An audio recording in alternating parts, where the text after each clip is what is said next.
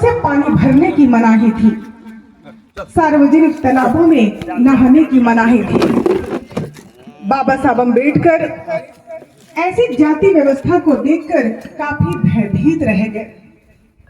तब उन्होंने शिक्षा को अपना हथियार बनाया और तर्क वितर्क के माध्यम से समाज के लोगों को जगाने का काम किया। इस बीच बाबा साहब अम्बेडकर स्वयं भी अपने ही समाज के अत्याचार का शिकार हुए थे। इसके बावजूद भी बाबा साहब अम्बेडकर ने अपनी बुद्धि का परिचय अपने समाज के लोगों को करवाया और उन्होंने मन में ये ठान लिया कि मैं इस समाज से बुराई और कुरीतियों को जड़ से उखाड़ फेंकूंगा। तो ऐसे बाबा साहब अम्बेडकर के सम्मान में मैं चंद लाइनें कहना चाहूंगी कि कर सको तो अपनी वाणी में वो असर पैदा करो, कर सको तो अपनी वाणी में वो असर पैदा करो, जो हवाओं का रुख मोड़ दे वो हुनर पैदा करो। अगर इस देश में सम्मान से जीना चाहते हो, अगर इस देश में सम्मान से जीना चाहते हो तो हर घर में एक अम्बेडकर पैदा करो, हर घर में एक अम्बेडकर पैदा करो। बाबा साहब अम्बेडकर धर्मनिरपेक्ष जाति विहीन भारत का सपना देखा करते थे। एक ऐसे भारत का सपना देखा करते थे जहां पर सभी समुदाय के लोग सुख सम्मान और सुरक्षा से जी सके। बाबा साहब अम्बेडकर ऐसे समाज का सपना देखा करते थे जहां पर कोई भी दंगा फसाद एक साजिश ना हो। लेकिन आज क्या हो रहा है? आज हर तरफ एक दंगा फसाद एक साजिश रची जा रही है। बाबा साहब अम्बेडकर ने संविधान में महिलाओं के लिए विशेष अधिकार दिए। वो ये कि बहुपत्नी की परंपरा को समाप्त करके महिलाओं को सम्मान दिया। एक वैध पत्नी के रहते हुए दूसरी शादी को अमान्य किया। यहाँ तक कि पिता की संपत्ति में बेटा और बेटी दोनों को ही बराबरी का अधिकार दिया, गोद लेने का अधिकार दिया, तलाक लेने का अधिकार दिया। यहाँ तक कि महिलाओं के लिए प्रसव छुट्टी का भी प्रावधान दिया है। तो पहले काम करने की अवधि 12 घंटे थी, जिसे घटा करके बाबा साहब अम्बेडकर ने 8 घंटे किए। तो ये सब अधिकार बाबा साहब अम्बेडकर ने हम सबको दिया है। इसलिए बाबा साहब अम्बेडकर के सम्मान में पुनः चंद लाइनें कहना चाहूंगी कि कर गुजर गए वो भीम थे, कर गुजर गए वो भीम थे, दुनिया को जगाने वाले भीम थे। हमने तो इतिहास पढ़ा है बंधुओं, हमने तो इतिहास पढ़ा है बंधुओं, लेकिन इतिहास बनाने वाले भीम थे, लेकिन इतिहास बनाने वाले भीम थे। तो बाबा साहब अम्बेडकर का जन्म 14 अप्रैल 1891 को हुआ था। तो जन्म से लेकर उन्हें शिक्षा प्राप्त करने तक काफी संघर्षों का सामना करना पड़ा था। इसके बावजूद भी 1908 में वंचित वर्ग से कॉलेज में दाखिला लेने वाले पहले व्यक्ति थे बाबा साहब अम्बेडकर। 1912 में एल्फी ईस्टर्न कॉलेज बॉम्बे से स्नातक की पढ़ाई पूर्ण की और जून 1924 में बॉम्बे के उच्च न्यायालय में एडवोकेट करना जो है उन्होंने शुरू किया। तो इस प्रकार से पूरे देश में सबसे ज्यादा डिग्री लेने वाले व्यक्ति कौन थे?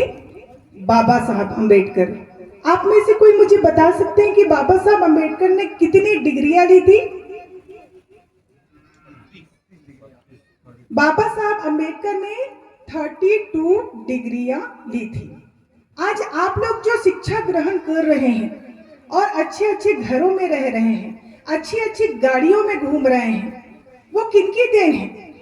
सिर्फ और सिर्फ बाबा साहब अम्बेडकर की ही देन है। और इसलिए हमें संविधान की रक्षा के लिए आगे आना होगा। क्यों आगे आना होगा? क्योंकि आज हमारे देश में 2 प्रकार के तंत्र काम कर रहे हैं। एक जो है धर्मतंत्र और दूसरा है लोकतंत्र। धर्मतंत्र हमें किधर ले जाता है? मठ मंदिर और आश्रम की तरफ ले जाता है। और फिर लोकतंत्र हमें किधर की ओर ले जाता है? आपका विधानसभा, सांसद, राष्ट्र भवन की तरफ ले जाता है। तो जो धर्म के जो मानने वाले हैं, उनसे हमेशा ये सुनती हूँ कि जो है ईश्वर हमारे हृदय में वास करता है, ईश्वर हमारे कण कण में वास करता है, और ईश्वर को पाने के लिए कठोर तपस्या करनी पड़ती है, कठिन साधना करनी पड़ती है। तो ऐसे लोगों से मैं पूछना चाहूंगी कि कैसी तपस्या करनी पड़ती है, कैसी साधना करनी पड़ती है और कितने दिनों तक करनी पड़ती है। भाई मैंने तो आज तक जो है ना तिल से तेल निकलते हुए देखा है और दही से घी निकलते हुए देखा है, लेकिन किसी भी मनुष्य के हृदय से आप लोगों ने मुर्गी बकरा निकलते हुए देखा है क्या? नहीं। तो आज सुई से लेकर जो है रॉकेट तक बनाने वाला इंसान जो है मंगल ग्रह के चप्पे चप्पे छान मारकर आ चुका है। यहाँ तक कि कल्पना चावला और सुनीता विलियम्स भी महीनों अंतरिक्ष में बिताए, लेकिन उन्हें ईश्वर का कहीं भी नामो निशान नहीं दिखा। इसके बावजूद भी कुछ लोग जो है ज्ञान और विज्ञान की निंदा करते हैं और वैज्ञानिक खोज की बुराई करते हैं, जबकि सबसे ज्यादा उपयोग वही लोग करते हैं, चाहे वो दुकान हो, चाहे वो टीवी हो, फ्रिज हो, मोबाइल हो, चाहे वो पूजा के पंडाल हो। आप लोगों ने देखा होगा कि पूजा के पंडाल में जो चलचित्र जो होते हैं उसमें किसका उपयोग किया जाता है? वो विज्ञान की देन है ना। अभी मैं ये माइक में बोल रही हूँ, ये किसकी देन है? ये ईश्वर की देन है कि विज्ञान की देन है? ये विज्ञान की देन है ना। तो मैं आप सभी से यही कहना चाहूंगी कि पहले के जो हमारे पूर्वज लोग प्रकृति और विज्ञान के बीच अपना जीवन यापन करते हुए आ रहे थे, और आज भी हम लोग प्रकृति और विज्ञान के बीच अपना जीवन यापन करते हुए आ रहे हैं। मैं आप सभी को ये बताना चाहूंगी, और आप लोग जानते भी हैं कि भगवान राम ने सिर्फ एक महिला जिसका नाम सीता था, उन्हें जो है रावण के चुंगल से आजाद करवाया, और फिर उन्होंने अग्नि परीक्षा के नाम पर जो है आग की भट्टी में झोंक दिया। लेकिन बाबा साहब अम्बेडकर ने तो पूरे भारत के मूल निवासियों को आजाद कराया। ये सोचने वाली बात है कि हमको जो है संपत्ति का अधिकार किसने दिया? हमको संपत्ति का अधिकार बाबा साहब अम्बेडकर ने दिया कि लक्ष्मी देवी ने दिया?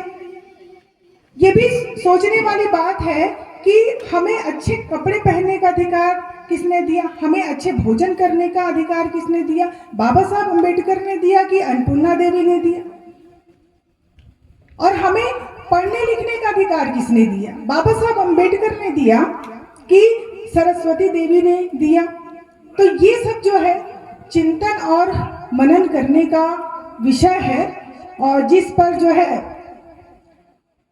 काफी जो है स्टडी भी करना पड़ता है। यदि समाज को जगाना है तो स्टडी जो है बेहद ही जरूरी है, क्योंकि आज जो है दूसरे लोग जो है बाहर से आए हुए लोग जो है अपना इतिहास लिखकर जो है हमारे इतिहास से ऊपर रख दिए हैं, और आज जो है हम लोग अपना इतिहास भूल चुके हैं और दूसरे के इतिहास को मानते हुए आ रहे हैं।